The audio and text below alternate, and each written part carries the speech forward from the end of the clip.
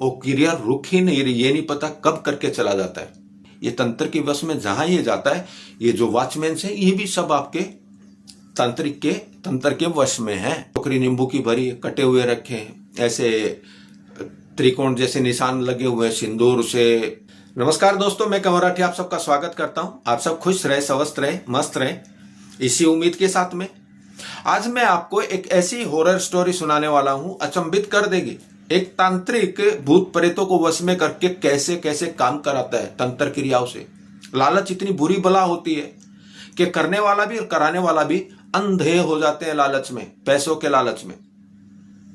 चलिए कहानी शुरू करते हैं कि ये कहानी महाराष्ट्र मुंबई के एक चेंबूर इलाके की है। वहां पे एक जैन मंदिर है और हमारे एक मित्र हैं कामले सर, वो वहां पे 1990 से काम कर रहे थे। तो वो वहां प्रबंधन का, मैनेजमेंट का काम देखते हैं। तो 1995 के आसपास की ये बातें बताई उन्होंने, जैसे मेरे को बताया उन्होंने, मेरे खुद के रोंगटे खड़े हो गए थे। क्या ऐसा भी होता है क्या? पर उसने बताया ऐसा हुआ और हमने महीनों देखा। होता क्या है कि जैन मंदिर के आगे और साइड में एक उनका आंगन था, काफी जगह थी उनके पास, आजू बाजू में होटल्स थे सेठी लोग के। तो एक दिन देखा सुबह उठ करके कि आंगन में एक टोकरी नींबू की भरी, कटे हुए रखे हैं, ऐसे त्रिकोण जैसे निशान लगे हुए हैं सिंदूर से, आटे से। वहां पे दिए जल रहे हैं, नारियल रखा है, बहुत सारी चीजें जो क्रियाओं में होती हैं, तिल और नारियल, पता नहीं क्या क्या, बहुत सारा सामान ऐसा तंत्र क्रिया का वहां रखा हुआ मिला। उनको लगा कि मजाक किया होगा किसी ने। वॉचमैन को डांटा कि भाई तू रात को जागा नहीं, कौन आ गया गेट खोल करके अंदर? वॉचमैन ने बोला मैं तो जाग रहा था, कोई नहीं आया इधर। तो एक दिन गया, 2 दिन गया, तो अगले दिन फिर देखा उन्होंने सेम क्रिया उधर हो गई। तो ये चिंता का विषय बनता चला गया उनको। आदमी बिठाना, एक वॉचमैन और एक्स्ट्रा बिठाया, तू गेट के बाहर रहेगा, तू गेट के अंदर रहेगा। तो भी वो क्रिया होती रही, वो क्रिया रुक ही नहीं रही, ये नहीं पता कब करके चला जाता है, कौन करके चला जाता है, कुछ नहीं मालूम है। अब ये परेशान हो गए, 1-1.5 महीना हो गया, ये क्रिया होने से बंद नहीं होती। रोज सुबह वहां पे फूल, नींबुओं की टोकरी, नारियल, जो भी है उनका वो त्रिकोण वगैरह बना करके, आटा वाटा रख करके, मिठाई विठाई रख करके, सुबह देखे तो कुछ नहीं, दिया लगा हुआ मिले, दिया जलता हुआ मिले, ऐसा लगे कि अभी करके गया कोई। तो अभी ये उनकी पहुंच से, उनकी समझ से बाहर मामला हो चुका था। अब इन्होंने, किसी ने सुझाव दिया कि भाई इसको पंडित जी बुला ले कोई देखे। तो पंडित जी भी बुलाए, 2-3 बुलाए, उन्होंने भी अपना जो मंत्र पाठ करने थे किए। तो क्रिया होने से रुकी नहीं, 3 महीने तक क्रिया चलती रही। फिर किसी ने सुझाव दिया कि पुणे में एक बहुत सिद्ध पंडित जी हैं, उनको बुलाओ, वो शायद ये काम को देख सकते, कर सकते, आदमी को पकड़ सकते।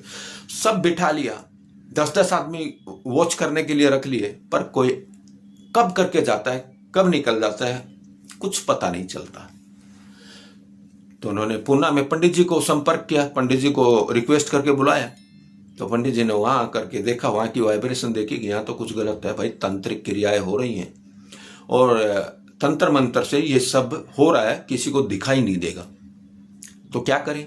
तो उन्होंने अपना एक हवन किया, उस आंगन में हवन किया। उन्होंने जो धागे वागे बांधने थे, ताबीज वगैरह बांधने थे चारों तरफ, वो बांध दिए। अब नेक्स्ट डे देखते हैं कि वो आदमी दिखाई दे रहा है, आया, वो कर रहा है। तो सारे आदमी थे उधर, वॉचमैन थे और भी आदमी बिठाए हुए थे। उन्होंने उसको पकड़ लिया, पकड़ करके पुलिस में लेके गए। पुलिस में जाकर के उनको बताया कि भाई ऐसे ऐसे ये क्रिया करता है और 3 महीने से हम परेशान हैं, आज हमने इसको पकड़ लिया। अब उस आदमी को पुलिस ने पूछा कि भाई तूने ऐसा क्यों किया और क्यों करता है? साफ मना कर गया, मैंने किया ही नहीं, मुझे तो मालूम ही नहीं है कि क्रिया होते कैसे होते, मुझे नहीं मालूम। बोले झूठ बोलता है, इतना बड़ा झूठा है तू, हमने सब 10 आदमियों ने पकड़ा, इधर लेके आए, 3 महीने से तू करके जाता है। बोला नहीं जी, मेरे तो घर पे पूछ लो, उनके घर वालों को बुला। वो बोले कि हम तो कुंडी लगा के सोते, हमने तो कभी इसको बाहर देखा ही नहीं। बोले कि हम रात को अपना अंदर से कुंडी लगाते हैं, लॉक लगाते हैं और हमको जब भी देखते हैं लोग लगा हुआ ही मिलता है, ये कैसे जाता है, खिड़की से जा नहीं सकता, दरवाजे से जा नहीं सकता। तो फिर पंडित जी को तो मालूम ही था, उसने जाकर के बोला कि ये आदमी किसी के वश में है, इसको तो पता ही नहीं होता, ये नींद में है, इसको सच में नहीं मालूम है आज तक इसने क्या किया है। 3 महीने से डेली रात को उठ करके आता है, ये किसी को दिखाई नहीं देता, ये तंत्र के वश में जहां ये जाता है, ये जो वॉचमैन है ये भी सब आपके तंत्र के वश में है, जो दिखाई नहीं देता, उस टाइम सो जाते हैं, इनको पता ही नहीं चलता कि तुम सो गए हो, जाग रहे हो। तो फिर उससे पूछा कि भाई तुमने ये कैसे किया? बोला नहीं, मुझे मालूम ही नहीं। तो मैटर खत्म। अगले दिन से पुलिस ने भी समझौता करा दिया, किसको नहीं मालूम है तो लेके जाओ। वो भी अंधविश्वास जैसी बातें लगी, उससे ज्यादा कुछ नहीं लगा उनको, पर मंदिर वाले तो बहुत परेशान थे। अगले दिन से क्रिया नहीं हुई, वो बहुत खुश थे। जब इसने ये मेरे को बात बताई, हमारे इधर ये ऐसा होता था, तो मेरा जो एक अंदर से इच्छा हुई कि इसकी पीछे की जानकारी पूरी निकालूं मैं। मैंने उससे जैसे तैसे करके उससे नंबर लिया उस पंडित का। तो उस पंडित का नंबर लेने के बाद फिर मैंने उनसे कॉल किया, कांटेक्ट किया, मैंने बात करना चाहा उनसे। बोले क्या बात करनी? अजी आपने 95 के आसपास एक जैन मंदिर का काम किया था, मैं उसके पीछे ही घटना जानना चाहता हूँ, और मैं आप जैसे आध्यात्मिक आदमी उसकी रुचि रखता हूँ कि आपसे कुछ अच्छी चीजें निकलें, आप बताएं जीवन में ऐसे ऐसे भी होता है। बोले ठीक है पूछो। पहले तो मना कर गया था, मुझे याद ही नहीं है। फिर उसने बोला क्या ठीक है, क्या पूछना चाहते हो? मैं वो आदमी वश में तो किया किसने, और ये कराया किसने, वो वश में कैसे हुआ, वो तांत्रिक के संपर्क में कैसे आया? फिर उन्होंने बताया कि ये आदमी उज्जैन में एक बार कहीं गया था दर्शन करने के लिए, तो रात को इसने तंत्र क्रिया वाला को देख लिया, उधर जाकर के बैठ गया। तंत्र क्रिया वाले को लगा कि भाई ये तो कमजोर है। उसी समय जो जैन मंदिर के बाजू में होटल वाला है, सेठी लोग है, वो ये काम करने में माहिर है। बंगाली और सेठी लोग तो भाई साहब तंत्र क्रियाओं से पता नहीं क्या क्या काम करा लेते। तो उसने बताया जाकर के, पैसे दिए थे तांत्रिक को, मेरा ये काम करना है। तो उसको मोहरा मिल गया, चैम्बूर का आदमी मिल गया तांत्रिक को। उसने उसके अंदर कोई आत्माएं प्रविष्ट कर दी, वो रात को तंत्र क्रियाएं करते थे। उनको लगता था कि भाई जैन मंदिर वाले इस जगह को छोड़ दे, बेच दे सस्ते में, और प्राइम लोकेशन था। और बीच बीच में सेठी जी भी बोलते रहते थे थोड़ी जगह दे दो हमको, आप भाव लगा लो, कीमत लगा लो। तो वो जैन मंदिर दे नहीं रहा था, तो उन्होंने ऐसा खेल रच दिया। अब वो तांत्रिक के वश में होकर के वो आदमी ऐसी क्रियाएं रात को सोते सोते उठ करके चलता था, करके आ जाता था, उसको पता ही नहीं होता था।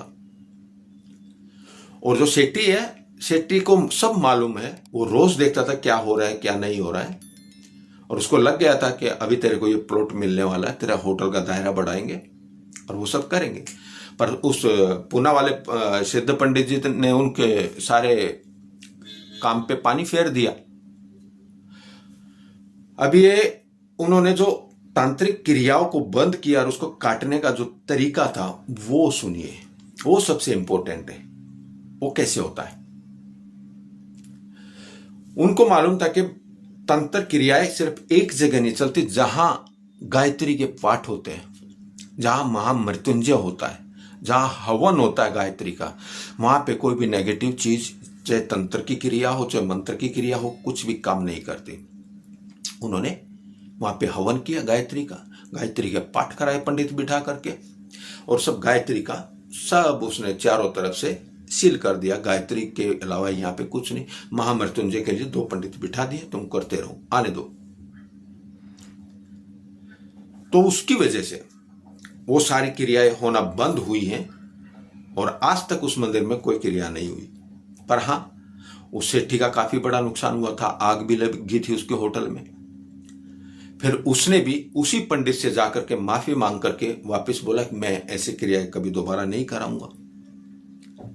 और जिसके जो वश में था उसको भी गंगा जल और गोमूत्र दे दे करके उसको भी क्लीन किया। हाँ, जिनको लगता है, अभी आज का मैसेज संदेश, जिनको लगता है कि उनको ओपरा पराया है, किसी ने किया धरा है, तो मैं एक सिंपल सा उपाय बता देता हूं, क्योंकि मैं भी आध्यात्मिक संस्थाओं से, अध्यात्म से जुड़ा हुआ हूं, योग से, प्राणायाम से जुड़ा हुआ हूं। मैं गुरु शिष्य ट्रेडिशन में, साधना में मैंने अपनी जिंदगी दी है। तो मैं आपको एक अच्छा उपाय बता रहा हूं। वो उपाय है, गंगा जल में गौमूत्र डालें और रोज जब भी सुबह उठे 2 बूंद डालें और पी लें। हफ्ता 10 दिन ऐसा कर दो। जैसी करनी धरनी जिसने की है, जिसने बांधा है, कोई बंधन है, कर्म धर्म जो भी है, भाग्य है, जो भी बांधा है, सबको खोल देता भाई। एक गंगा जल और गौमूत्र आप करके देखिए। अरे वो नहीं है, नेगेटिव एनर्जी घर में बहुत है, कलेश झगड़े हो रहे हैं, तो भी ये उपाय एकदम शांत कर देगा झगड़े को, आपकी नेगेटिव एनर्जी को खत्म कर देगा। एक नया उत्साह आएगा, एक नई एनर्जी आएगी आपके परिवार में, आपके घर में एक नई एनर्जी होगी, जिसकी वजह से आपके काम भी फलेंगे, आपका शरीर भी, आपका मन भी शांत रहेगा। आज का जो स्टोरी था ये कैसा लगा? हॉरर तो था ही, पर जिसने देखा उसके लिए तो डर लगता ही था। सुबह सुबह क्या करते हुए मिलते हैं, और ऐसी चीजों का डर ज्यादा होता है। होता क्या है क्या नहीं वो बात की बात है, पर उन चीजों से डरता बहुत आदमी। तो इस डर को निकालने का उपाय आपको बता दिया। किसी से डरने का नहीं, गायत्री मंत्र करो, हो सके हनुमान चालीसा करो, ये सारी चीजें आपके निकट आएंगी ही नहीं। संकट कटे मिटे सब पीरा, जो सुमिरे हनुमत बलबीरा। इसी विचार के साथ में अगले वीडियो में फिर मिलेंगे भाई। नमस्कार। चैनल को सब्सक्राइब करें, शेयर करें। बहुत बहुत धन्यवाद।